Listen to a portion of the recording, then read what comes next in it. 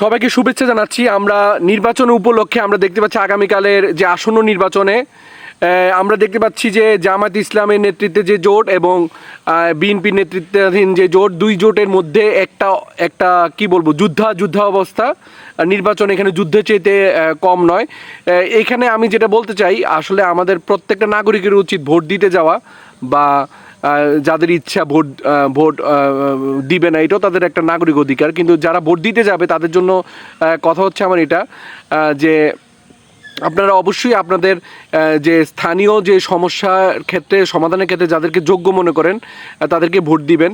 আর দুই দলের সমর্থকদের আমি বলবো, আপনারা তো সাধারণ মানুষই, আমাদের মতো সাধারণ মানুষই এখনও হয়তো আপনারা সমর্থন করছেন, কিন্তু এই যে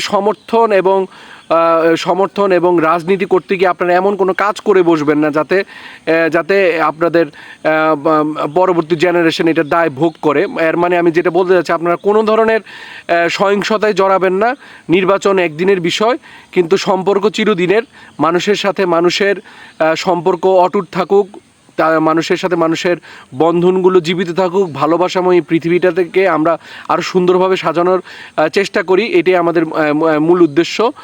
কিন্তু নির্বাচনকে কেন্দ্র করে আমরা আমাদের যেন ব্যক্তিগত সম্পর্কগুলো, আমাদের সামাজিক সম্পর্কগুলো যেন আমরা নষ্ট না করি, এটা আপনাদের সবার প্রতি আমার এটা বিনীত আবেদন থাকবে। সবাই ভালো থাকবেন, সুস্থ থাকবেন, সুন্দরের পক্ষে থাকবেন।